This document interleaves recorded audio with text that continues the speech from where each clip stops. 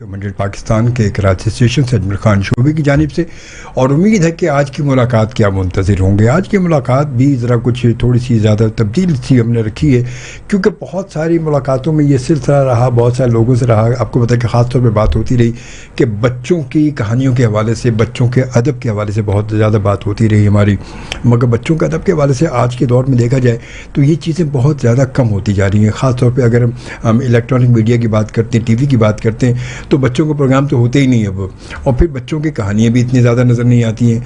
क्यों कि शायद इस पर काम ही नहीं हो रहा। मगर एक शख्स ऐसा है कि जिसने बेशुमार काम किया, हज़ारों के हिसाब से उसने कहानियाँ लिख डाली बच्चों की, बेशुमार जितने मैगज़ीन बच्चों के, उनमें उसकी कहानियाँ बच्चों ने बहुत पढ़ी होंगी। बच्चे पढ़ते पढ़ते जवान हो गए माशाल्लाह, और उनकी कहानियाँ अब भी चल रही हैं। और आज हमारे साथ मौजूद हैं, सिर्फ कहानियाँ नहीं बल्कि उनके साथ साथ देखा जाए तो उन्होंने कॉन्टेंट के हवाले से बात की जाए तो TV के लिए भी बेशुमार कॉन्टेंट, बड़े कामयाब ड्रामे लिखे उन्होंने, और बहुत सारे ऐसे इदारों को उन्होंने जो है वो ज़्यादा जो है वो सरबराही भी की, और एडिटर भी रहे बहुत सारे मैगज़ीन के, डाइजेस्टों के। हमारे साथ मौजूद है एक जानी पहचानी शख्सियत है, बहुत ज़्यादा तारीफ़ कहते हैं कि सूरज को चिराग दिखाने के बराबर हो जाता है। मौजूद है इब्न आस, खुश आमदीद कहते हैं। अस्सलाम वालेकुम। वालेकुम अस्सलाम, कैसे मिजाज है? क्या बात है माशाल्लाह। वालेकुम अस्सलाम। कैसे आपकी दुआ चाहिए, आपकी आवाज़ ही इतनी ज़बरदस्त है। आपका उसने जन है अजमल शोबी की आवाज़ के तो लोग दीवाने हैं, हमारी क्या आवाज़ होगी भाई। बात है सर, आप एकदम ऐसी आवाज़ कान में पड़े हो बंदा। क्या बात है, ज़बरदस्त माशाल्लाह। आपको खुश आमदीद कहते हैं इब्न आस। बहुत शुक्रगुजार हूँ, आपने मुझे मौका दिया और अपने रूम में इस मेहमान बनाया, स्टूडियो में है सर, हमारे स्टूडियो के में आज हमारे खास मेहमान है आप हमारे। बहुत मेहरबानी। अच्छा, ये प्रोग्राम भी मेरा पता है इब्न आस, खास तौर पर देखा जाए बड़ा खास प्रोग्राम है मेरा जी। बिल्कुल, ये हफ्ते में एक होती है, और एक ही मुलाकात, हफ्ते में एक मुलाकात होती है भाई। अजमल शोबी अगर प्रोग्राम कर रहे हैं तो खास ही होगा। अरे मोहब्बत, आपकी मोहब्बत है। और सुना आजकल क्या आपकी मसरूफियत क्या क्या है? वैसे तो आप बहुत ज़्यादा मसरूफ़ रहते हैं, आपको तो जब भी देखा मसरूफ़ ही देखा। मसरूफियत का तो ये आलम है कि जब से होश संभाला है मसरूफ़ ही रहा। अब भी मुस्तकिल लिखता रहता हूँ, और पब्लिकेशन का कुछ काम शुरू किया हुआ है, कुछ ड्रामे लिख रहा हूँ, कुछ किताबें जो मैंने पिछले कोई 40 सालों में लिखी थी, तराजिम किए थे, उनको आजकल जमा कर रहा हूँ। वो अच्छा, 400 के करीब किताबें हैं। क्या बात है। और उनको कंपाइल कर रहा हूँ, उनकी कंपोजिंग करवा रहा हूँ, और वो एकदम तवातुर से आएंगी इंशाल्लाह ताला। उसमें बच्चों की कहानियाँ भी हैं, उसमें कुछ ऐसी किताबें भी हैं जो तराजिम मैंने किया था, नावल भी थे, कुछ बहुत आफाकी नावल जिनको कहा जाता है, जो कुछ तो छप चुके हैं, लोगों ने किए हैं तराजिम, लेकिन वो मैं ज़ाहिर मैंने तर्जुमा किए हैं। वो हैं कुछ सेल्फ हेल्प किताबें होती हैं, वो मैंने तर्जुमे किए थे उम्मत के ज़माने में, उनको जमा कर रहा हूँ, और कुछ अपनी कहानियाँ जमा करके उनके मजमूए तैयार कर रहा हूँ। गुड, माशाल्लाह माशाल्लाह। आप सब माजी में तो ये सब के साथ साथ तो आपको बड़े सीनियर जर्नलिस्ट माशाल्लाह रहे, बड़े बड़े अखबारात से आपका ताल्लुक़ रहा। अखबार मैंने एक ही किया, ज़ाहिर, लेकिन बड़ा नाम तो वो भी। हाँ, लेकिन दूसरे अखबारात में लिखता रहा। जंग में भी लिखा, जुर्रत में कभी मैं मैगज़ीन एडिटर रहा, उम्मत का तो 10 साल मैंने बतौर मैगज़ीन एडिटर काम किया, और दीगर सूरत अखबार एक ज़माने में होता था, उसमें लिखा करता था मैं। शो बिजनेस के अखबारात थे, निगार में बहुत लिखा, सूरत में बहुत लिखा, अपना मूवी में लिखा, फिर शोबिस के रिसाइल थे, उनका कई रिसाइल का एडिटर रहा, डाइजेस्ट का एडिटर रहा। वो क्या तफसील बताऊँ, सब किताब में बड़ी लंबी कहानी है, लेगी पता नहीं कहाँ तक पहुँचेगी, कहाँ से कहाँ तक पहुँच जाएगी। सही बात है। अच्छा इब्न, सबसे पहले बात हम करते हैं, क्योंकि अक्सर ये जिक्र रहा बच्चों के हवाले से कि पहले हम जब छोटे थे, और ये अगर तो 20 साल पहले की बात करें या 10 साल 15 साल पहले की बजाय, तो बच्चों के लिए बहुत ज़्यादा कहानियाँ भी, रसाइल भी, और बहुत सारे ड्रामे भी, कोई ना कोई PTV के हवाले से कहानी होती रहती थी। अब ये वक्त के साथ साथ बच्चों के लिए तो चीज़ें हमारी ख़त्म होती जा रही, बिल्कुल ही ख़त्म, बल्कि होती जा रही, ख़त्म हो चुकी। इसकी क्या वजूहत है? इसको थोड़ा तफसील से जवाब दूँ। हाँ, जैसे आप मतलब बिल्कुल। अच्छा, जो आपने बात कही है, आम तासुर यही है, लेकिन ये सच नहीं है। मैं ज़रा तफसील में जाना चाहूँगा। किसी ज़माने में, जब जिस ज़माने को कहा जाता है कि बहुत किताबें पढ़ी जाती थीं, उस ज़माने में भी बच्चों की किताबों की तादाद इतनी नहीं थी जितनी अब छपती हैं किताबें। अब एक साल में 1,500 से 2,000 बच्चों की नई किताबें मार्केट में आती हैं। अच्छा, मैं इसकी डिटेल पे जाऊंगा अभी। अच्छा, जिस ज़माने में कहा जाता है कि बहुत ज़्यादा बच्चों के रसाइल पढ़े जाते थे, उस ज़माने में बच्चों के रसाइल आप उंगलियों पे गिन लें 10-12 होते थे। इस वक्त, मौजूदा वक्त 56 रसाले बच्चों के निकलते हैं। 56 रिसाले। आप जिन रिसालों को नाम देंगे 2-4 बंद हो गए होंगे उसमें, लेकिन नौनिहाल अब भी आता है, फूल भी आता है, तालीम और तरबियत भी आता है, रोड बरोड बंद हो गया। लेकिन हाँ ये कह सकते हैं कि उन रसाइल की तादाद कम हो गई है शायद। साथी आता है, बच्चों की दुनिया, बच्चों बाग, जुगनू, ये सब आते हैं, ये सब छपते हैं। अब भी छपते हैं, रेगुलर छपते हैं, वक्त पे छपते हैं। जगमग तारे छपता है। अच्छा, उस ज़माने में फ़र्क यह था कि आपको हर बंदे के हाथ में या तो अखबार नज़र आता था या किताब नज़र आती थी। अच्छा, अब जो है मोबाइल नज़र आता है, उसके अंदर ज़ाहिर लोग पोस्टें पढ़ते हैं, मज़ामीन भी पढ़ते हैं, कहानी भी पढ़ते हैं। पढ़ने का इशू कम नहीं हुआ, उससे ज़्यादा पढ़ने वाले लोग मौजूद हैं, लेकिन वो सोशल मीडिया पे ज़्यादा पढ़ते हैं। तो लेकिन इसके बावजूद क्योंकि 24-25 करोड़ की आबादी है, रसाइल की तादाद ज़्यादा होनी चाहिए, इसकी तादाद शायद भी ज़्यादा होनी चाहिए, वो उतनी नहीं है। लेकिन ये हाल पूरी दुनिया में हुआ है, सिर्फ हमारा नहीं है। लेकिन उसके बावजूद आप जब कभी एक्सपो आया करें दिसंबर में, आप तो आते रहते हैं, मैंने देखा भी है मैंने, और आपने देखा होगा कि बच्चे कितनी किताबें खरीदते हैं वहाँ पर। बच्चों के वालिदैन आते हैं, हज़ारों रुपए की किताबें वो शॉपिंग करके लेके जाते हैं साल के साल। हाँ, आपको नज़र क्यों नहीं आती है, इस पे बात मैं थोड़ा सा कर लूँ। यही ना, क्योंकि आमतौर पे हमारे अब देखा जाए तो बच्चों में, अच्छा मोबाइल की वजह से जो आपने, लेकिन मोबाइल की वजह से नहीं है, मैं आपको बता दूं ना वजह क्या है। वजह क्या है? वजह यह है कि ज़ाहिर आप जदीद चीज़ों से तो दूर नहीं रह सकते, और साथ रहेगी उस ज़माने में वीसीआर को आप बिलम देते थे, उससे पहले आप सिनेमा को ये बिलम देते थे, उससे पहले रेडियो को देते थे। ये तो वक्त के साथ साथ चल रहा है, ये तो चीज़ें आएंगी और आपको उनको एक्सेप्ट करना पड़ेगा। मैं आपको बताऊं कि जिस ज़माने की आप बात कर रहे हैं वो है 80s तक का, 90s तक का दौर। उस ज़माने में हर महल्ले में एक लाइब्रेरी ज़रूर होती थी। अच्छा, अब वो लाइब्रेरी नहीं होती है। वजह क्या है? वजह यह है कि उस जो किताब के किराए से जो पैसे आते हैं उससे घर नहीं चल सकता, इसलिए ग्रेजुअली वो बंद होती चली गई। अच्छा, दूसरी बड़ी वजह कि आपको जो किताब नज़र नहीं आती, अब पहले हर महल्ले के नुक्कड़ पर या सड़क के किनारे किताबों के, अखबारों के स्टॉल होते थे। हर किताबों की दुकान पे 2 रैक लगे होते थे जहाँ किताबें नई आने वाली सजी होती थी। अब वो नहीं लगाते लोग। वजह ज़ाहिर आप दुकानदार बता सकता है, और स्टॉल बंद होने की वजह एक बड़ी वो है। तो अब जब आपको बस जैसे मेरी किताब आई, मैं अब उस किताब को ऑनलाइन बेचता हूँ। जो ऑनलाइन लोग खरीदते हैं, किताब मंगवा लेते हैं, अब वो उनके घर में है। बच्चे ज़ाहिर जो खरीदते हैं वो पढ़ते भी होंगे यकीनन। तो पहले भी 500 ही किताब छपती थी, और अब भी 300, 400, 500 बल्कि 1000 भी छपती है। बाद जैसे हमारे दोस्त हैं काबिज सिद्दीकी, उनके तो कई एडिशन छपे हैं। ये कई एडिशन कभी पहले इस तरह किसी किताब के नहीं छपे, सिवाय अली पे क्या गुजरी या महमूद की आपकी थी, या इस टाइप के जो फेरोज सन्स के, शेख गुलाम अली एंड सन्स के नावल हुआ करते थे। ये 2 इदारे थे उस ज़माने में। या कराची से भी दो इदारे थे, रंग रंग किताब का, या वो गयास इकबाल, या वो लिखते थे 2-3 जो लोग थे, इब्न हसन निगार। आज तो सैकड़ों नहीं हज़ारों राइटर्स हैं जो किताबें भी लिख रहे हैं, जो कहानियाँ भी लिख रहे हैं, और फेसबुक पे भी और सोशल मीडिया पे भी बेतहाशा कहानियाँ लिखी जा रही हैं। मैंने अभी एक पेज बनाया बच्चों की कहानियाँ के उन्वान से। 3 महीने में नादिर उसको हैंडल कर रहा है। 3 महीने में 9,500 उसके वो हैं व्यूवर जो कहानियाँ पढ़ते हैं वहाँ पर। डेली हम 4-5 कहानियाँ बच्चों की डालते हैं। ऐसे 1-2 नहीं, कई हज़ार पेजेस हैं सोशल मीडिया पे, कई हज़ार। इससे अच्छा वो सब कहानियाँ लिखी जाती हैं, बच्चे लिखते हैं। बाज़ उसमें से चैट जीपीटी से भी लिखते हैं, बाज़ तख्लीक़कार भी हैं। अच्छा, फिर इसी तरह कई हज़ार यूट्यूब चैनल हैं जहाँ लोग अपनी कहानियाँ बनाकर एनिमेशन बनाकर डाल रहे हैं, कई हज़ार। सही बात है। तो ये कहना कि जी पढ़ने का या इसका रुझान ख़त्म हो गया, ये गलत बात है। पढ़ने का रुझान बढ़ गया है, कम नहीं हुआ। बस ये कि हम चूँकि उस एज से निकल गए हैं, हमारी दिलचस्पियाँ चेंज हो गई हैं, तो हमें हर उसके वो बच्चे नज़र नहीं आते जिनके हाथ में किताबें हैं। क्योंकि माजी में तो ये था ना कि आते जाते हर जगह हमें अब तो हमें वो, मैं आपको छोटी सी मज़े की बात बताऊँ, आपको मज़ा आएगा। अब आपको महल्ले में बच्चे गोलियां खेलते हुए नजर नहीं आते होंगे, कच्चे खेलते हुए नजर नहीं आते, पहले डंडा खेलते हुए नहीं नजर आते। वजह यह कि मैं इस इलाके में नहीं रहता अब। मैं भी पिछले दिनों गरीबाबाद गया जहाँ मैं पहले रहता था, तो वहाँ बच्चे गोलियां खेल रहे थे, वो लट्टू भी चला रहे थे। तो मेरे साथ मेरा बेटा था छोटा, वो बड़ा खुश हुआ, उसने पापा आपने गोलियां खेली हैं कभी? मैंने कहा सारी जिंदगी। बोला आप क्यों नहीं खेलते? तो मैंने तुमने खेली? बोलता हाँ दोस्तों में खेलते हैं। तो मैंने कहा हाँ गुलिस्तान जौहर में गोलियां खेलते हैं? बोलता हाँ लड़के खेलते हैं। तो जिसको खेलना हो खेलते हैं।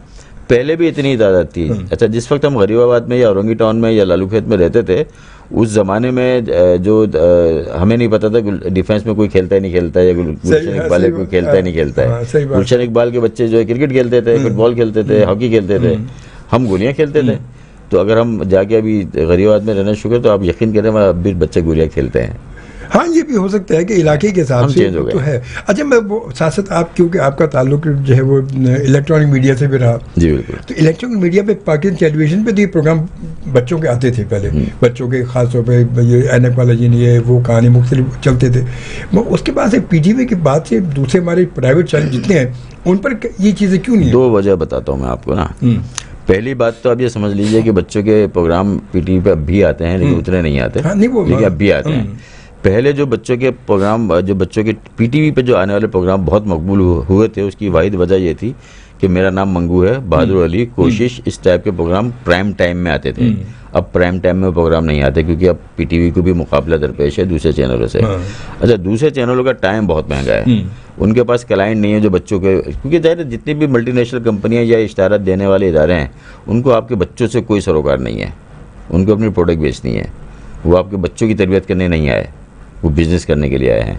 जब उन्हें अच्छा ये जो काम है जो बच्चों की तरबियत करने का या बच्चों के लिए इंटरटेनमेंट फराहम करने का या बच्चों की दिलचस्पी की चीज़ें बनाने का, ये सरकारी इदारे ही करते हैं पूरी दुनिया में, प्राइवेट इदारे बहुत कम करते हैं। लेकिन अगर आपको याद होगा इंडस पे हम जब थे तो हम वहाँ से इंडस छोटू एक चैनल आता था, छोटी होता है, बिल्कुल बिल्कुल। उसके नाकाम होने की वजह क्या है? बहुत मकबूल हुआ था लेकिन नाकाम हो गया क्योंकि माली वसाइल नहीं थे और कोई प्रोडक्ट, कोई इदारा, कोई सरकारी इदारे भी इश्तहार देने पे तैयार नहीं थे। बच्चों, उनका ख्याल था बच्चों पे क्यों सरमायाकारी करें।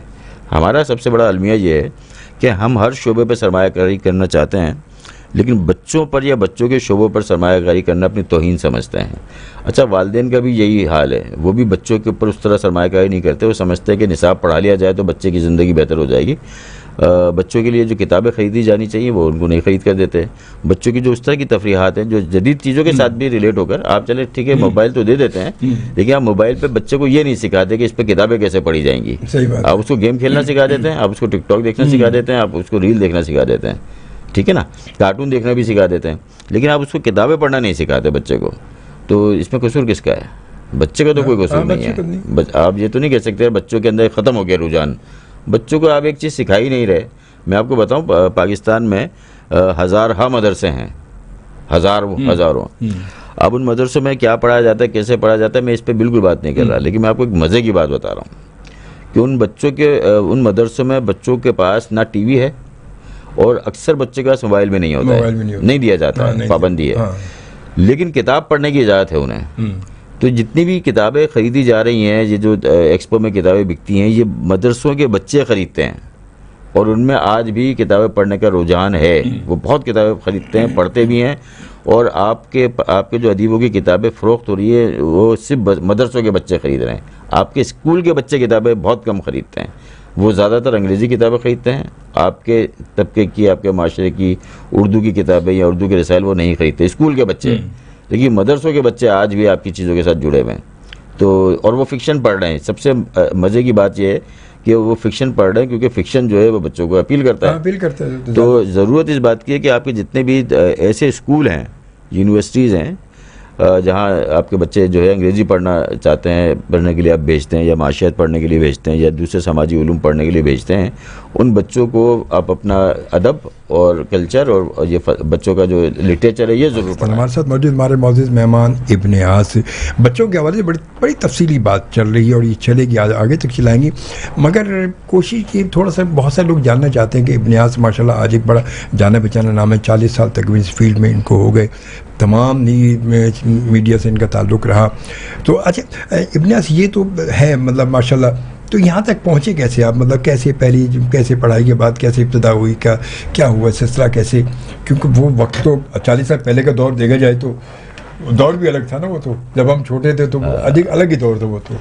असल में कहानी तो बहुत तवील है। आज मैं 64 साल का हो चुका हूँ माशाल्लाह। और अब 13-14 साल की उम्र से मैंने अपनी ज़िंदगी का सफ़र शुरू किया था, तो अंदाज़ा लगा लीजिए 50 साल तो हो गए। हाँ तकरीबन माशाल्लाह 50 ईयर्स। हाँ माशाल्लाह। असल में बात यह है कि मैं तो एक मज़दूर का बेटा था।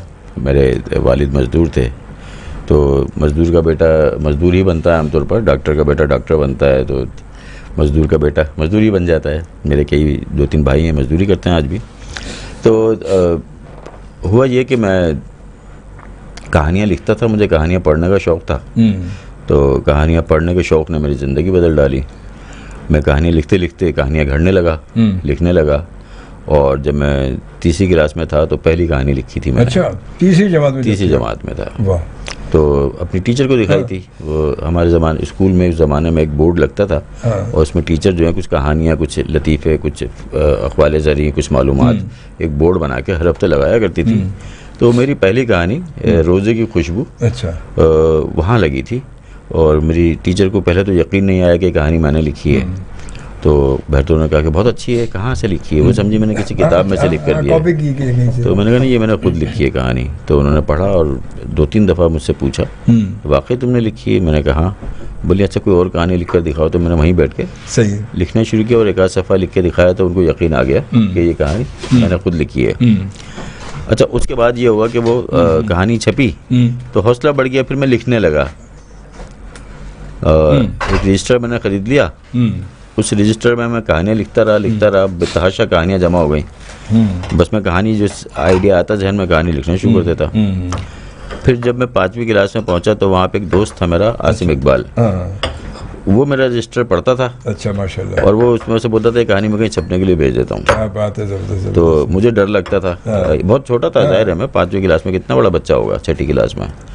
तो मैं सोचता कि इस पर कोई वो ये ना हो। मुझे मकसद ये तासुर हो गया था कि ये जो कहानी आप लिख देते हैं और ये किसी रिसाले या अखबार में छपती है तो चूंकि आप अदीब नहीं है, मकसद आप इस पे कोई सज़ा ना मिल जाए। सही बात। मैं डरता था। अच्छा? मैं बड़ी मज़े की बात बता रहा हूँ। अच्छा, मुझे डर लगता था कि ये किसी को पता चल जाएगा मैं लिखता हूँ, क्योंकि मेरे वालिद जो है को मेरा कहानियाँ लिखना बिल्कुल पसंद नहीं था। और जब कहानियाँ पढ़ना भी पसंद नहीं था, तो जब मैं पढ़ रहा होता तो मुझे मारते थे वो। अच्छा। हाँ, उस जमाने में यही था कि ये बच्चा अपना वक्त ज़ाया कर रहा है। वो लगता था कि वो लोग समझते थे कि यार अगर अदीब और शायर बन गया तो ये बर्बाद हो जाएगा, भूखा मरेगा। तो ये तासुर होता था, तो वो रोकते थे, क्योंकि मजदूर आदमी थे, वो उसी हिसाब से बात उनका वो था।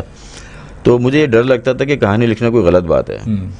तो वो ज़्यादातर कहानियाँ उस ज़माने में 79 से लेके कोई 85-84 तक वो कहानियाँ मेरे दोस्तों के नाम से छपी सारी। अच्छा। हाँ, फिर वो आसिम जो है बेचता था, सबसे पहली कहानी उसने अपने नाम से भेजी। क्या बात है। फिर वो क्लास के, फिर वो उसने जब कहानी भेजी तो किसी ने बोला, एक शकील नाम का एक लड़का था, उसने कहा कि यार आसिम ये तुमने लिखी है? बोले नहीं, ये तो अख्तर ने लिखी है। वो ज़ाहिर उस ज़माने में इब्नास के नाम से नहीं लिखा करता था। तो उन्होंने कहा यार मैं भी लिख के दो एक। अच्छा। तो वो मैंने रजिस्टर दे दिया। वो फोटो कापी उस ज़माने में होती थी वहाँ पे 10 पैसे की।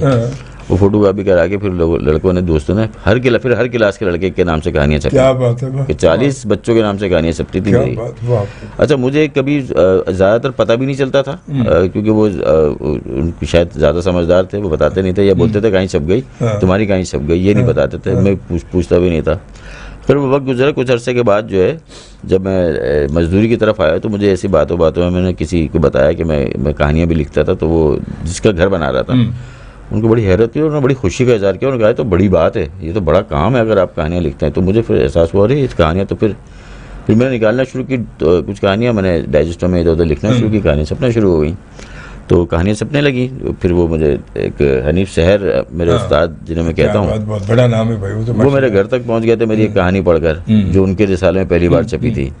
और आमतौर पर मैं उसी कहानी को पहली कहानी भी कहता हूँ, वरना कहानी तो 79 में छपना शुरू हो गई थी। लेकिन वो जो कहानी थी जिस पर हनीफ सर मेरे पास घर पहुँच गए थे, मैं उस कहानी को पहली कहानी आमतौर पर कहता हूँ। उसका नाम था बम धमाका। अच्छा। उस कहानी का जो आइडिया था वो बहुत मज़े का था। और मज़ेदार बात क्या थी कि वो कहानी इंडिया के रिसाले में भी छपी। उस ज़माने में होता था कि इंडिया में पाकिस्तान के रिसाले जाते थे तो वहाँ के जो रिसाले थे हमारी कहानियाँ छाप देते थे। कोई 20 साल के बाद एक फिल्म आई आमिर, इंडिया की, वो ऐन मेरी कहानी थी। क्या बात है। जो बम धमाका, जो 86 में 87 में छपी थी, ऐन कहानी, यानी कि शुरू से लेके आखिर तक सिर्फ माहौल चेंज था, एंड तक वही था। मेरी कहानी का एंड ये था कि अगले रोज़ अखबारात में ये खबर छपी कि एक लड़का बम पुल पर धमाका करते हुए बम के साथ हलाक हो गया।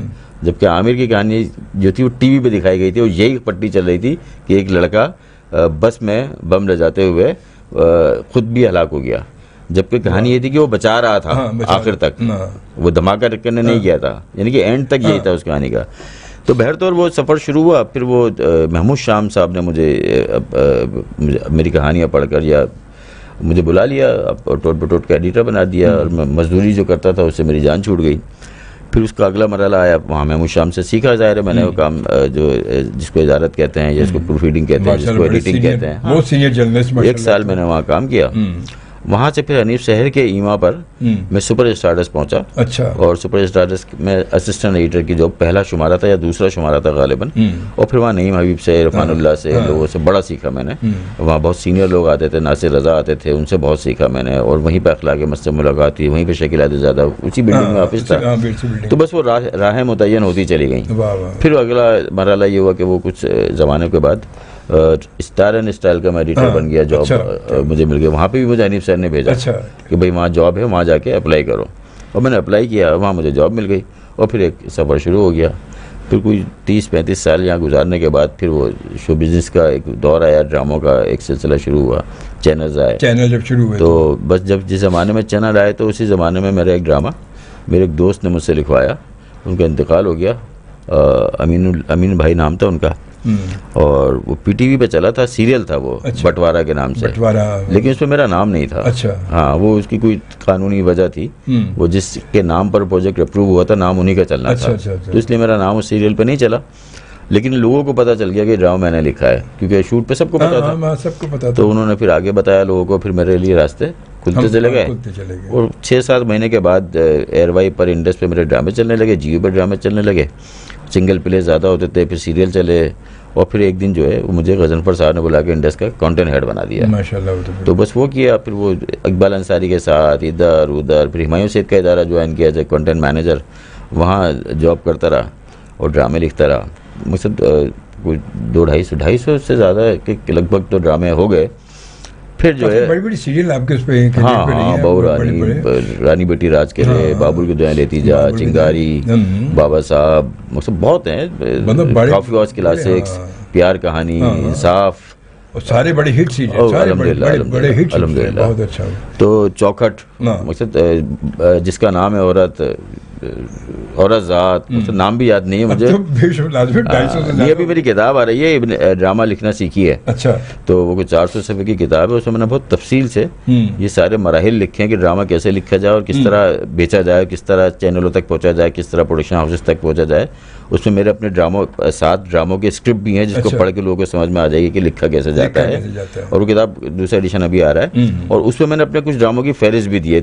हाँ, 200 ड्रामों की तो फहरिस्त है उसमें, जो मुख्तलिफ चैनल्स पर चले हैं। तो बस ये है सिलसिला, मजदूरी है, कलम की मजदूरी है। और ये कोई ऐसा काम तो नहीं है, बेशुमार लोग इस तरह का काम कर रहे हैं, अपनी नाम और शोहरत और इज़्ज़त कमा रहे हैं। अल्लाह ने मुझे भी बहुत इज़्ज़त दी, नाम भी दिया, और जो मेरी हैसियत थी उससे ज़्यादा मुझे शोहरत भी दी। माशाल्लाह। कोई बात है कि ये, और हकीकत असल माजी में वो पूछने का मकसद ये भी था, हमारे बेशुमार लोग यकीनन कहते हैं कि यार कि बंदा यार ऐसे पहुंच गया, ऐसे पहुंच गया। मगर बात वही है कि यहाँ तक पहुँचने की इंसान की अपनी सोच, अपनी स्ट्रगल भी बड़ी ज़रूरी होती है। सिर्फ पर्चियों से हर जगह पहुँचता नहीं है बंदा, किसी ताल्लुक़ से कहीं नहीं पहुँचता।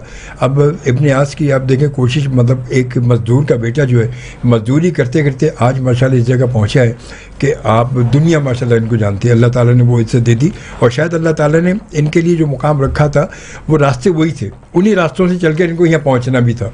क्योंकि अल्लाह ताला ने हर इंसान के लिए कोई ना कोई की जगह रखी ज़रूर, एक पॉइंट ज़रूर रखा हुआ है। अब वो कभी कभी हम उस पॉइंट पर पहुँचते हैं, सही पहुँच जाते हैं, या कभी कभी हमें उस पॉइंट को मिस करके हम आगे निकल जाते हैं, तो वो फिर हमारी अपनी गलती होती है।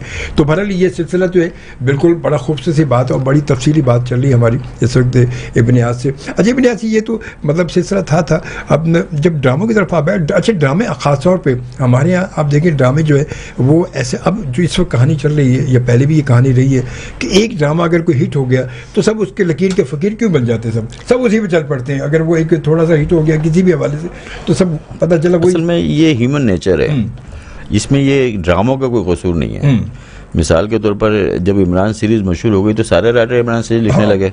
और जब मकसद मंटो के अफसाने मकबूल हो गए तो ज़्यादातर राइटर मंटो की तरह बनने की कोशिश करने लगे। ज़्यादातर ये बिल्कुल ऐसी है कि जैसे अगर आपको एक बाटा का जूता पसंद आ गया तो पता चला कि जी हर दूसरा बंदा बाटा के जूते खरीदने लगा। ठीक है, ये नेचर है। मकसद इसमें कोई वो ऐसी बुराई नहीं है।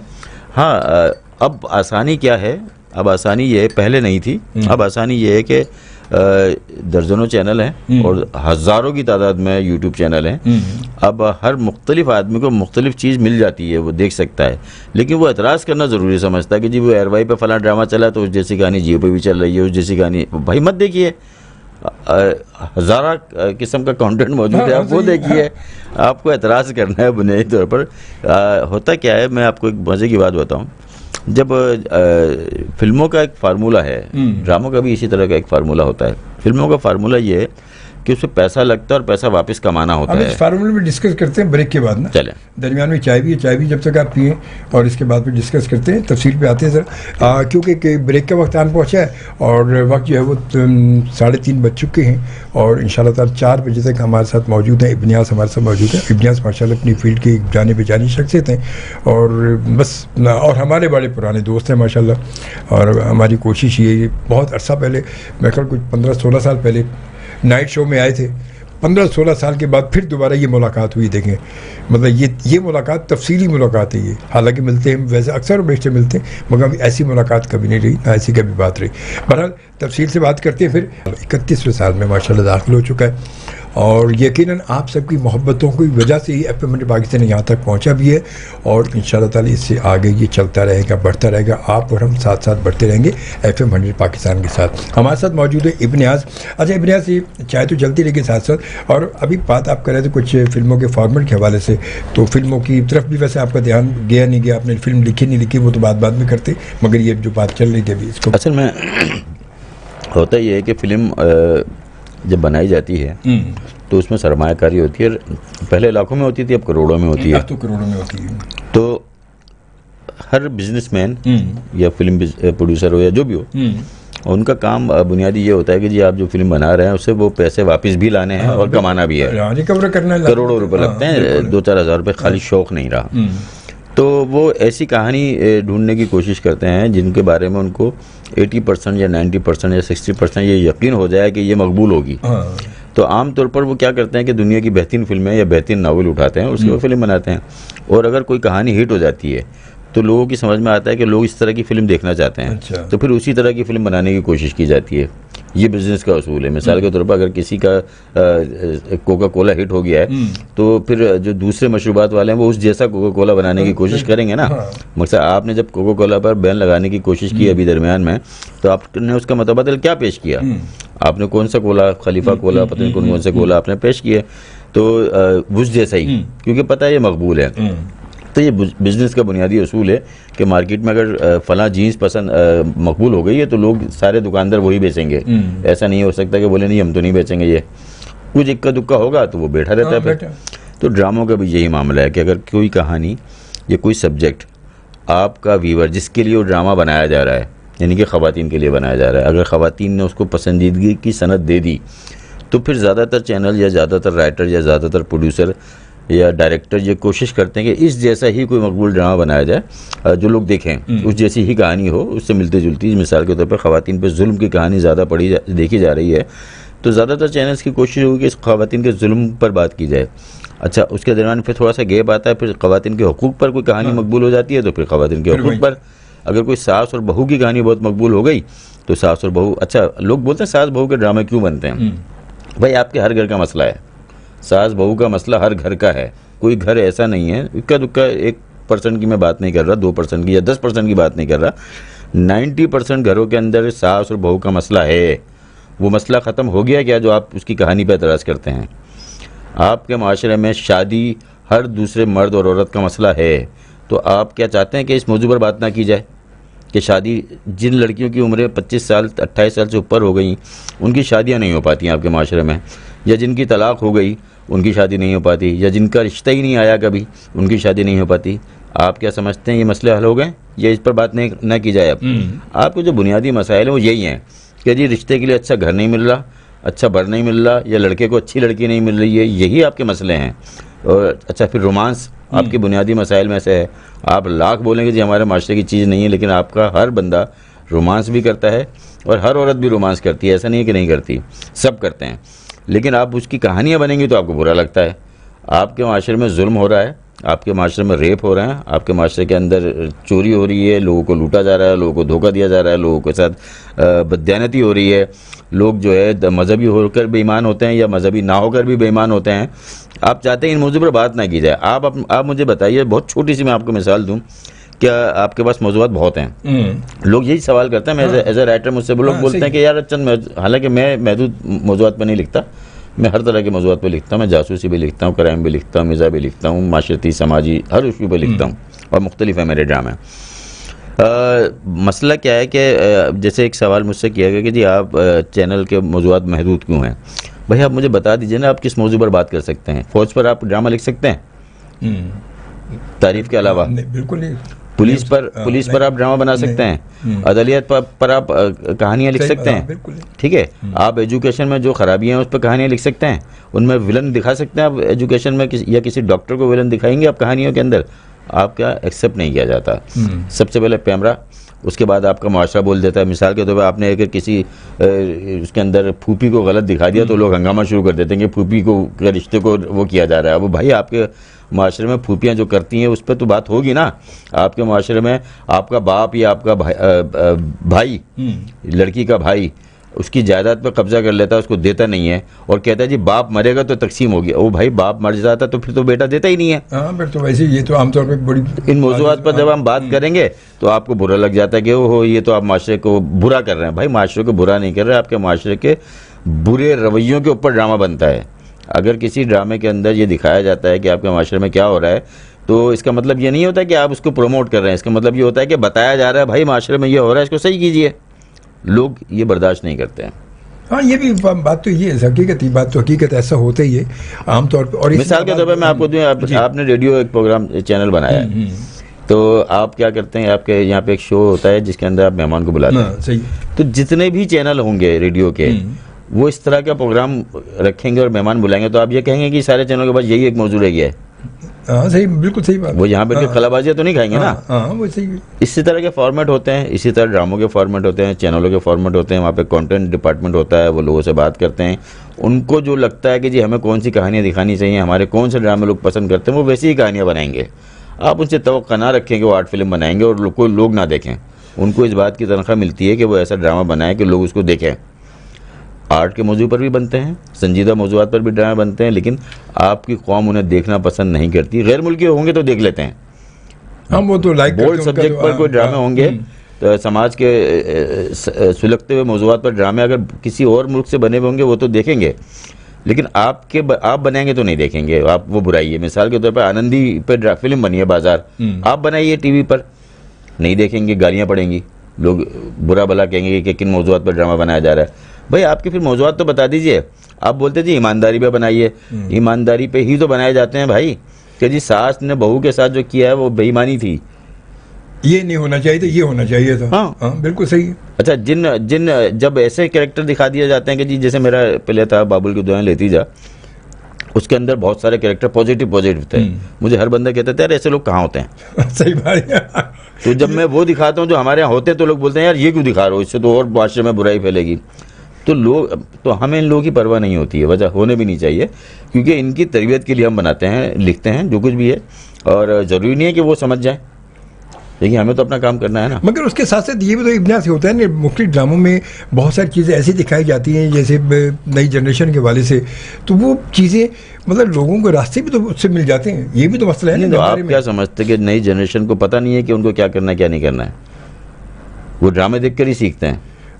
माहौल तो फर्क। अगर आपके माशरे में कोई एक बच्चा जो है कोई क्राइम की फिल्म देखकर कत्ल कर देता है उसी तरीके से, तो आपका क्या ख्याल है अगर वो फिल्म ना देखता तो कत्ल नहीं करता? और आपके माशरे में उसके अलावा कत्ल नहीं होते। जो 99% जो कत्ल होते हैं या जुर्म होते हैं वो फिल्में देखे बगैर होते हैं भाई। इंसान की फितरत में है, नेचर में होता है। विलन जो होते हैं वो माहौल से डेवलप होते हैं, फिल्मों से ड्रामों से नहीं होते। लेकिन ये एक बड़ी डिबेट है। बाज़ औक़ात ये भी होता है कि लोग देखकर भी असर लेते हैं बाज़ औक़ात, लेकिन अमूमी तौर पर हमारी फिल्मों में, हमारे ड्रामों में, हमारी कहानियों में विलन बुरा ही होता है और हीरो पॉजिटिव ही होता है। विलेन तो बुरा ही होगा। नॉर्मली ऐसा होता नहीं है ज़िंदगी में। मिसाल के तौर पर हम जिस तरह के हीरो दिखाते हैं ड्रामों के अंदर या फिल्मों के अंदर, दुनिया में आम जिंदगी में ऐसे लोग नहीं होते कि बहुत पॉजिटिव सारे लोग हों। अच्छा, हीरो हमेशा हीरो कैसे हो सकता है? वो नेगेटिव भी होता है, उसके वो बेईमानी भी करता है, वो झूठ भी बोलता है, लेकिन हम अपनी कहानी में नहीं दिखाते। नहीं होता, उसमें नहीं होता। किसी फिल्म में किसी ड्रामे में कभी ऐसा नहीं होता? नहीं होता है। जैसे मेरे कई लोगों ने लिखा, फंसी के ड्रामों के अंदर बहुत होता है ऐसा कि वो दोनों शेड दिखाता है। खलील रहमान कमर के ड्रामों में ऐसा बहुत होता है, मेरे ड्रामों में होता है, आमना के ड्रामों में होता है। बेशुमार खवातीन जो लिख रही हैं, डाइजेस्टों से आई हैं, उनकी कहानियों में ऐसी बहुत कमाल की चीज़ें होती हैं कि मैं हैरान होता हूँ। ये बहुत टैलेंटेड लोग हैं, आपको इनकी कदर करनी चाहिए। इन्होंने बड़ा काम किया है आपके माशरे में। ना तो ऐसे इदारे हैं जहाँ पे लिखने की तरबियत दी जाती हो, ना आपके मुल्क में ऐसे इदारे हैं जहाँ पे ड्रामा बनाने की तरबियत दी जाती हो, ना आपके मुल्क में ऐसे इदारे हैं जहाँ पर जो प्रोडक्शन की तरबियत दी जाती हो। और इसके बावजूद लोग काम कर रहे हैं, खुद से सीखते हैं, मेहनत करते हैं, धक्के खाते हैं, ठोकरे खाते हैं, गलतियां करते हैं, फिर सीख जाते हैं, और उनमें से कोई एक निकल जाता है, शुएब मंसूर बन जाता है, उनमें से कोई एक निकल जाता है, वो नदीम बेग बन जाता है, उसमें से कोई एक निकलता है। मकसद आप क्या समझते हैं, नदीम बेग ने ये फिल्में 4 जो बनाई हैं, ये बनाने के लिए पीछे 40 साल का उसका तजुर्बा है। उसने धक्के खाए, वो आती फिल्म नहीं बनाने लग गया था।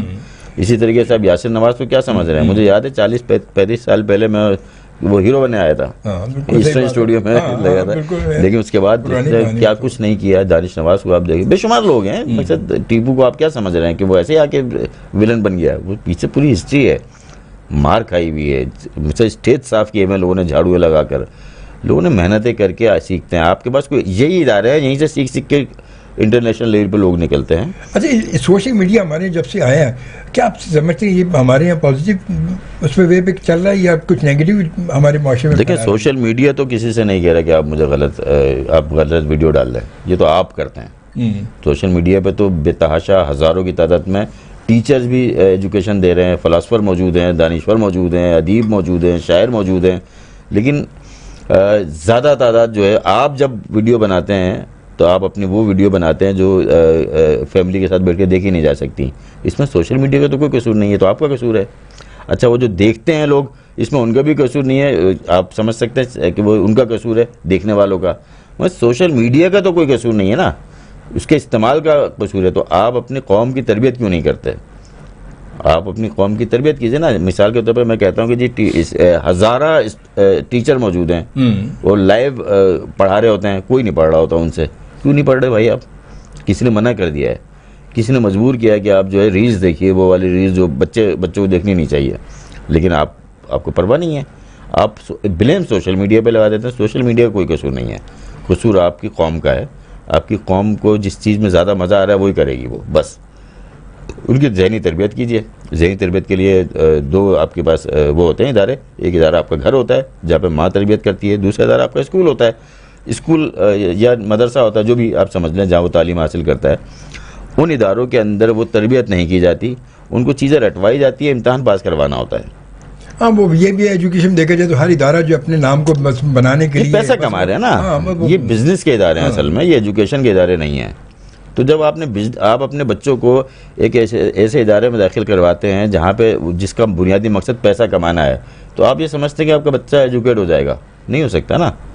आपको ऐसे इदारे बनाने पड़ेंगे, ऐसे स्कूल ढूंढना पड़ेंगे जहाँ पे एजुकेशन बुनियादी मसला हो, पैसा कमाना ज़्यादा मसला ना हो। लेकिन उसके लिए आप जब हाई फाई स्कूलों में जाते हैं तो उनका बुनियादी मकसद पैसे कमाना होता है। मगर बात है कि अगर सरकारी स्कूल में जाए तो वहाँ पढ़ाई नहीं होती। नहीं, इसलिए नहीं होती ना, जाएगा मतलब, इसलिए नहीं होती कि इसमें हुकूमत ने तो नेक टीचर से कहा कि आपको पढ़ाना नहीं है। हुकूमत ये क्या जॉब देते हो, ये तय करती है कि आपको हम जॉब तो दे रहे हैं लेकिन आप पढ़ाएंगे नहीं। मगर उसकी मॉनिटरिंग भी तो होनी चाहिए ना कि अब वो जो टीचर को जब तनख्वाहें हुकूमत इतनी दे रही है, इसका मतलब ये हुआ कि आपके पास कौम ने जो टीचर डेवलप किए हैं वो टीचर मेंटली करप्ट हैं। हाँ, ये भी बिल्कुल ये बात, वो मेंटली करप्ट है ना। वो जिस बात की तनख्वाह ले रहे हैं वो काम नहीं कर रहे हैं, और वो चाहते हैं कि हम पर चेक एंड बैलेंस हो, हम पर एक इंस्पेक्टर खड़ा हुआ जब हम पढ़ाएंगे, डंडा लेके खड़ा रहे उन पे बस। तो इसमें मकसद कसूर किसका है? अच्छा, जो वालिदैन भेज रहे हैं सरकारी स्कूल में भी या प्राइवेट स्कूलों में, वो इस बात को चेक क्यों नहीं कर रहे कि भाई जो टीचर पढ़ाने वाला है वो खुद क्या कर रहा है? वो सिर्फ तनख्वाह। मैं आपको मजे की बात बताऊँ, प्राइवेट स्कूलों में आमतौर पर होता क्या है कि बहुत छोटी तनख्वाहों पे लड़कियों को रखा जाता है। ब्रेक हम ले बिल्कुल दो लीजिए, मेरी तो बातें खत्म नहीं होंगी। आपकी गुफ्तगू माशाल्लाह बड़ी जबरदस्त, बड़ी तफसीली मौजूद है। हमारे बहुत ही प्यारे से दोस्त, बहुत ही प्यारे से गेस्ट, इब्नास हमारे साथ मौजूद है। इब्नास, ये सारी कहानी तो माशाल्लाह आपकी सारी चल ही रही है और ये बिल्कुल बड़ी ज़बरदस्त गुफ्तगू, बड़ी ज़बरदस्त बातचीत है और यकीन कहते हैं कि समझने वाले की बहुत सारी इसमें बहुत सारी चीज़ें हैं जो हम समझ भी सकते हैं, जिनसे कुछ हम सबक भी हासिल कर सकते हैं कि नाम पैदा करने के लिए मेहनत बहुत ज़रूरी है, कोशिश बहुत ज़रूरी है, जस्तजू बहुत ज़रूरी है। फिर आपकी दिमाग, कहते हैं आपके दिमाग के अंदर जो है ये भी बड़ा ज़रूरी है। जब तक कि आप अपने ज़हनी तौर पर अपने आप को सेट नहीं करेंगे कि मुझे कुछ करना है, जब तक कुछ हो नहीं सकता, क्योंकि जब तक हम खुद ना चाहें हमारा कदम आगे नहीं बढ़ता, जब तक हम ना चाहें। तो इसके लिए बहुत ज़रूरी होता है। अभी जैसे भी अभी इस वक्त मेरे पास कुछ 2-3 किताबें, शाहाना खटक की कहानियाँ, देखिए ये मुख्तसर सी है कहानी, वाकई किताबें बच्चों के हवाले से बहुत सारी चीज़ें, कहानी बहुत सारी बचपन में हम भी पढ़ते रहे, बहुत सारी हम पढ़ते रहे, ये है। फिर इसके अलावा इनकी जो है मज़ेदार, दिलचस्प और हैरत अंगेज़ कहानियों का मजमूआ है मुख्तसर सा। फिर ये आस पब्लिकेशन जनाब, इनकी कुछ बैग पे भी बहुत सारी इनकी किताबें लगी हुई हैं। फिर इसके बाद ये सरमत का अगवा, ये भी यकीन है कि सस्पेंस से बड़ी भरपूर होगी ये। तो ये देखिए ये भी एक है और ये चंद एक दो किताबें हैं, मगर हैं तो बेशुमार, हज़ारों कहानियाँ इनकी माशाल्लाह, हज़ारों कहानी है। फिर नीले पहाड़ों का राज, ये भी यकीनन सस्पेंस वाली होगी। नीले पहाड़ों का राज तो फिर आपको पता है कि कैसे मिलेगा, क्या होगा। तो ऐसी बेशुमार कहानी है, ऐसी बहुत सारी हैं। ये तो सिर्फ 3 इस वक्त इब्नास हमारे लिए है, तो मैंने कहा आपको दिखा दूँ मैं। अच्छा, इसके साथ साथ वैसे ये भी ज़रूरी है थोड़ा बताएं कि बहुत सारे ऐसे नए लिखने वाले हैं जिनके पास बेचारों का कुछ अगर नहीं है, अगर वो कभी या उनका कोई ऐसा सिलसिला नहीं है, आपने माशाल्लाह ये सिलसिला बड़ा अच्छा शुरू किया, कोई अपनी कहानी छपवाना चाहता है, कोई अपनी किताब बनाना चाहता है, तो उसके लिए आपसे कैसे रब्ता करेगा?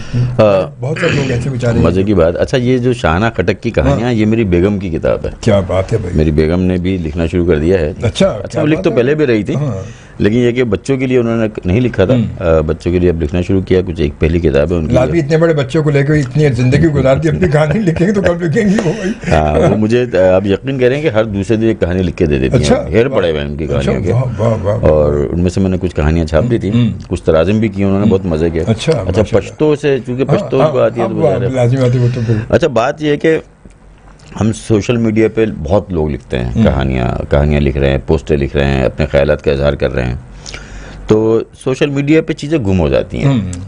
कुछ दिनों की वायरल होती हैं, वो लोगों की नज़र में आती हैं, निकल के आगे पीछे। एक रेगुलर दायमी पूरी दुनिया में आज भी किताबें छपना बंद नहीं हुई। किताबें जो हैं आपका अदबी मकाम तय करती हैं और आपको एक वो इज्जत फराम करती हैं, जिससे आपको लगता है कि जी ये मेरी किताब है, ये आपको विजिटिंग कार्ड है, एक्चुअली ये आपकी शनाख्त है। फिर ये भी इससे बड़ी बात ये कि ये किताब अगर आज ये छपी है तो ये 20 साल बाद भी एक आपने हमेशा रहेगी ना। मतलब सोशल मीडिया पे या अगर वीडियो इलेक्ट्रॉनिक मीडिया पे कोई चीज़ है तो कब तक रहेगी? बिल्कुल ऐसे ही। ये 20 साल बाद, 40 साल बाद भी नस्लें भी इसको पढ़ रही हूँ। मैंने जो सोशल मीडिया पे कहानी लिखी है, उनको ढूंढने में मुझे मुश्किल पेश आती है, नहीं मिलती है बाज़ औक़ात। जो मुझे चाहिए होते फलां कहानी कहाँ गई, तो वो नहीं मिलती है। जैसे अभी हमारे एक दोस्त हैं, आदिल नाम है, आदिल अली, उनके वो कुछ छोटे छोटे बहुत कमाल के वो जुमले लिखते हैं, कुछ छोटे छोटे ख्यालात का इजहार करते हैं। अभी वो जमा करके हम किताब छाप रहे हैं आदिलियात के नाम से। इस कदर उम्दा किताब है। मैंने उनसे कहा कि ये बिल्कुल ऐसा लगता है अफलातून और अरस्तू जिस तरह की बातें करते थे, छोटे छोटे पैराए इजहार में अपनी बड़ी बात कर देना, और आज के दौर के हिसाब से आपके तो लोग सोशल मीडिया पर बहुत लिख रहे हैं, और ये सब जेन्युइनली यकीन कीजिए ये अदीब हैं। इनको अपनी चीज़ें जमा करनी चाहिए, और जमा कर किताबी शक्ल में, चाहे वो कहानी लिख रहे हैं, चाहे मज़ामीन लिख रहे हैं, चाहे वो पोस्टें हैं। ये जो पोस्टें ये बड़ी अहम होती हैं, इनको जमा करें, किताबी शक्ल में महफूज किया करें, मुझसे रब्ता करें। हम इंशाअल्लाह ताला उनको बहुत ही मुनासिब उसके अंदर, क्योंकि ज़ाहिर है मेरा बुनियादी मकसद पैसे कमाना नहीं है, पैसे तो मैं ड्रामों से कमाता हूँ। किताबें हम उसी वाले पब्लिशर से है नहीं, हम जो पैसा कमाने लोगों को लिखने के लिए आए हैं। सही बात। तो फेसबुक पर मुझे इब्नास के नाम से ढूंढ लीजिए, मैं मिल जाऊँगा आपको, मेरा पता भी मिल जाएगा, फ़ोन नंबर भी मिल जाएगा, सब जानते हैं। किसी अदीब से पूछ लें, वो बता देगा। तो अपनी किताबें ज़रूर छापें, जमा करें। ये किताबें जो हैं आपकी अगली नस्लें जो हैं ये याद रखती हैं कि भाई आपने कोई काम किया। सही बात है। वो कहाँ आपको ढूंढते फिरेगा। ये तो हकीकत इसमें। तो जिन लोगों की किताबें, खास तौर पे ऐसे अदीब जिनकी किताबें नहीं छपी हैं अभी तक और ज़िंदगी हो गई, मैं उन लोगों के लिए काम कर रहा हूँ ज़्यादातर, और इंशाअल्लाह ताला ये किताबें छापने का सिलसिला जारी रहेगा अल्लाह चाहे तो। हम कागज़ की से मोहब्बत करने वाले लोग हैं, और यकीनन एक वक्त वो आ रहा है कि जी कागज़ का दौर ख़त्म हो रहा है, हो जाएगा, लेकिन अभी तो दुनिया भर में किताबें और ज़्यादा तादाद में छपने लगी हैं। अच्छा, दुनिया भर में किताबें पढ़ने का रुझान बहुत बढ़ गया, हमारे यहाँ कम है, मगर वहाँ बढ़ गया। बढ़ गया नहीं, हमारे यहाँ है, हमें पता नहीं चल रहा है, हमारे यहाँ है कि वहाँ तो लोग देखो गाड़ियों में, बसों में, मतलब मोबाइल यूज नहीं करते, मोबाइल उनकी जेबों में होते हैं, मोबाइल सिर्फ मोबाइल फोन करने के लिए है ना। मगर हमारे यहाँ मोबाइल हर काम के लिए यूज हो रहा है। हाँ, हम सहल पसंद लोग हैं ना, हम बोलते हैं कि जी वो क्या है, वो संदल को घिसना पीसना, कोई पिसी भी दे दे, घिसी भी दे दे, बस दे दे, वही बस टोटका बता दे, चुटकुला बता दे ना, हम उसमें फंस गए हैं बेचारे। यही हकीकत तो ज़ाहिर कौमें करती हैं। मैं अभी दुनिया भर में की किताबें देखता हूँ, मैं कुछ तराजुम में कर रहा था तो अंदाज़ा हुआ कि आज भी वहाँ बच्चों के लिए और बड़ों के लिए बड़ा काम हो रहा है। अफसाना भी लिखा जा रहा है, नावल, हज़ारों की तादाद में किताबें छपती हैं और हज़ारों की तादाद में ही होती है हर किताब का एडिशन। तो आप 25 करोड़ की आबादी के अंदर कोई 300 या 400 किताब छापते हैं और वो बड़ी मुश्किल से बिकती है, तो ये बड़े शर्म की बात है। भी नहीं, वो भी बात है कि ताल्लुकात बांट रहे होते हैं लोग। वो आप बात कर रहे हैं अदब आलिया की, बच्चों का अदब नहीं तकसीम होता। बच्चों का अदब तो तकसीम नहीं होता। मेरा ख्याल है शायद अपने इदारे से मैं शायद दूसरे या तीसरे किसी आदमी को एक किताब दे रहा हूँ, मैंने आज तक एक किताब भी किसी को गिफ्ट नहीं की। किताब तो खरीदने वाली चीज़ है, खरीदना चाहिए। तो किताबें लिखिए भाई, जो सोशल मीडिया पे आप लिखते हैं उनको फिर जमा भी किया कीजिए। और मैंने ऐसी कई किताबें छापी हैं जो सोशल मीडिया की पोस्टें जमा करके लोगों ने छपाई हैं और कहानियाँ जमा करके छपाई हैं। आप रिसालों में लिखते हैं, उनको जमा कीजिए और पहली फुर्सत में किताब लाने की कोशिश कीजिए, क्योंकि किताब जो है आपका हौसला बढ़ाती है। हकीकत है, हकीकत आपको जो है वो तवानाई फराम करती है। आपके हाथ में किताब होती है तो आपका माशरे में वो मकाम होता है कि अच्छा आप साहब किताब हैं। तो लेकिन किताब छपने से पहले ये बहुत बारीकी बात बता रहा हूँ, ये ज़रूरी है कि आप किसी एडिटर को उस पर मुतय्यन करें कि जी इस किताब को एडिट कर दें। सही बात। किसी सीनियर अदीब को किताब दें और कहें कि जिसे एडिट कर दें, इसकी ज़बान व बयान दुरुस्त कर दें, इसमें कोई खामी है तो उसको दुरुस्त कर दें और जो वो दुरुस्त कर दे उसको मान लें। ये नहीं बोलेंगे जी मैंने ज़्यादा अच्छा लिखा था, आपने गलत कर दिया, आपने ये क्यों काट दिया। आप दे दें किसी सीनियर अदीब को और उसे कहें कि इसको अच्छे तरीके से एडिट कर दे, और वो ज़ाहिर सीनियर अदीब अपने तजुर्बे की बुनियाद पर करेगा। अगर आपको लगता है कि वो आपके साथ ज्यादती कर रहा है या ज्यादती कर गया है तो आप वो आदमी सही चूज करें। सही बात है, ये जो ईमानदारी से आपकी चीज़ों को तब्दील कर सके। अच्छा इब्ने असी, ये तो हम बहुत कुछ करते रहे, कभी फिल्म लिखने का इत्तेफाक, फिल्म तक बात पहुंची अभी फिल्म लिखने?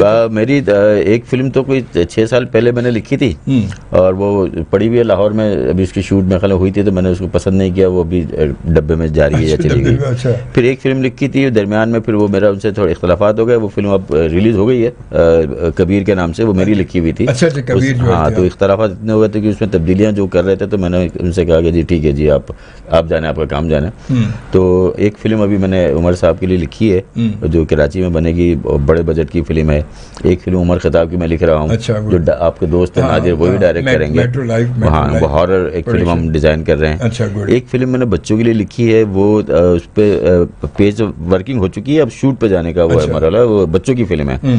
तो वो अमेरिका के एक प्रोड्यूसर हैं, एक और अमेरिका के प्रोड्यूसर, उनके लिए एक फिल्म लिखी है मैंने। मुझे फिल्में 7-8 लाइनअप है मेरी, लाइन में है और इंशाल्लाह ताला कोई आती है तो देखेंगे चल के मिलके साथ। एक फिल्म तो आ चुकी है मेरी कबीर के नाम से, लेकिन वो ज़ाहिर मेरी लिखी हुई नहीं है तो उसको क्या कहना कि मेरी है फिल्म। लिखी हुई मेरी है लेकिन उसमें मेरा नाम आपको नहीं मिलेगा, क्योंकि फिर बाद में जो तब्दीलियां किसी और राइटर से करवाई हैं तो उसी का नाम दे दिया, उसी का नाम दे दिया, काट पीट करके। वो अच्छा ही हुआ, वो अच्छा ही हुआ, उसी का नाम दे दिया। सही बात है, सही बात है, ये तो हकीकत है, ये तो हकीकत है। उसके साथ साथ तो अभी इन फ्यूचर, अच्छा कभी आप मतलब इतनी फील्ड से रहे, कभी ड्रामे में काम करने का इत्तेफाक नहीं हुआ? किया मैंने काम, ड्रामे शौक नहीं था मुझे। अच्छा। मेरे दोस्त है किफ़ायत रोडीनी, और जियो पर एक सीरियल चला था, उससे भी पहले। अच्छा। जब मैं इंडस पे था तो एक सीरियल बना था ATV का, चोर के नाम से, और उस जमाने मेरे लंबे लंबे बाल थे। अच्छा। तो उस ड्रामे में चोर का मरकजी किरदार मैंने किया था। बात है, तो 26 किस्तों का सीरियल था और वो बाद में रिलीज भी हुआ था DVD पर। फिर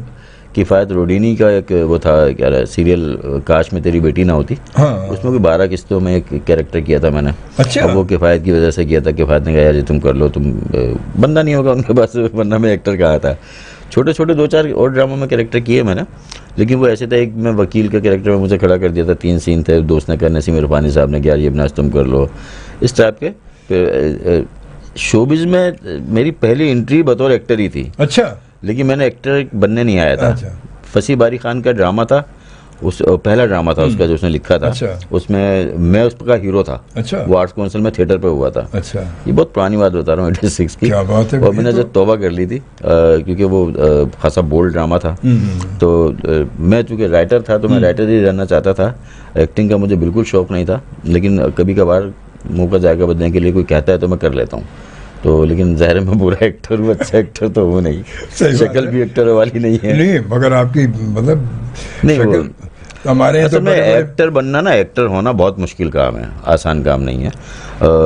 लिखना आसान है कि आप एक कमरे में बैठ के जो दिल चाहे लिख दें, लेकिन एक्टर को जो है 6 लोगों को बताना होता है कि ओके, मतलब कोई सीन देके, जुमला बोलकर, एक्सप्रेशन देकर किसी को मुतमईन करना है पहले मरहले पे। आवाम तो बाद में देखेंगे। आवाम तो बाद की बात है। डायरेक्टर ही 6 दफ़ा से बोलता नहीं जी ऐसा नहीं बोला जाता, मतलब हालांकि वो जिंदगी गुजारा बोलना भी जानता है, लेकिन उस कैरेक्टर में आना, उस कैरेक्टर को डेवलप करना, उसके हिसाब से परफॉर्म, ये मुश्किल काम है। इसको हलवा ना समझे, और जो समझते हैं वही आगे निकलते हैं इसके अंदर।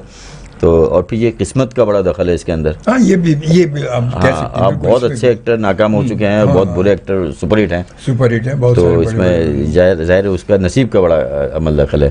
तो मुझे वो ऐसा कोई शौक़ नहीं है, लेकिन मुझे उसको कोई बुरा, मैं उसको कोई बुरा भी नहीं समझता। अगर मुझे कोई बोलेगा तो मैं ज़रूर करूँगा कोई अच्छा कैरेक्टर। बल्कि मेरी अभी नादिर से बात हो रही थी, हम जो फिल्म हॉरर लिख रहे हैं हो सकता है उसमें मैं कैरेक्टर करूँ। और नादिर, बल्कि अभी जो ड्रामा था हमारा नाशुक्रा, पीटीवी का जो ड्रामा था, उसके अंदर मैंने भी एक कैरेक्टर किया था, नादिर ने भी एक कैरेक्टर किया था। अच्छा। हाँ, नादिर ने दही बड़े वाले का कैरेक्टर किया था, मैंने एक वेटर का कैरेक्टर किया था। तो वो ऐसे ही कि भाई चलो ठीक है ये आप ही कर लो। तो लेकिन उसको बतौर प्रोफेशन अपनाने का कभी नहीं सोचा, उसकी ज़रूरत महसूस नहीं हुई। अच्छा, कभी कभी ये भी तो होता है कि आदमी लिख रहा होता है, कहता है यार ये कैरेक्टर बड़ा ज़बरदस्त, अगर कि मैं इसको कर दूँ तो ज़्यादा शायद। नहीं, मैं कभी भी शायद अपना लिखा हुआ कैरेक्टर खुद नहीं करना चाहूँगा। नहीं, मैं नहीं करना चाहूँगा, चाहे वो कितनी अच्छे क्यों ना लिखा हो। मैं कोशिश करूँगा कि वो कैरेक्टर खुद जो मैं लिखूँ वो कभी भी खुद ना करूँ। मैंने जितने भी नाम बताए सारे दूसरों ने लिखे हैं। दूसरों के पहला ड्रामा फसी बारी ने लिखा था, दूसरा तारिक जमाल ने लिखा था, तीसरा जो किफ़ायत रोडी ने लिखा था। ये 3 जो अहम किरदार जिसको मैं कह सकता हूँ मेरी ज़िंदगी में बतौर एक्टर, ये मेरे लिखे हुए नहीं थे। सही बात है, ये किसी और के लिखे हुए। चले, बहुत शुक्रिया इब्न, बड़ा अच्छा लगा और बहुत ही खूबसूरत बातें, बड़ी तफसील से बातें हुई आपसे। इंशाल्लाह आप आए, बड़ा अच्छा लगा हमें। आपका बहुत शुक्रिया, आपने ये मुझे प्लेटफॉर्म मुहैया किया, मुझे बोलने का मौका दिया और मेरी बातें सब्र तहम्मुल से सुनी। मेरी बातों से अक्सर लोगों को जो इख्तलाफ होता है और इस इख्तलाफ को बर्दाश्त करना बड़ी बात होती है। मैं भी लोगों की बातों को बर्दाश्त करता हूँ, तो मेरी बात बर्दाश्त करने का हौसला आपके अंदर है, बड़ी अच्छी बात है। बहुत शुक्रिया, बहुत शुक्रिया। और सुनने वालों का भी बहुत शुक्रिया। और इसके साथ मैं आपसे इजाज़त चाहूँगा, इंशाल्लाह आपसे मुलाकात होगी। अगली मुलाकात में अपना ख्याल रखिएगा। अल्लाह ने के बाद पाकिस्तान जिंदाबाद।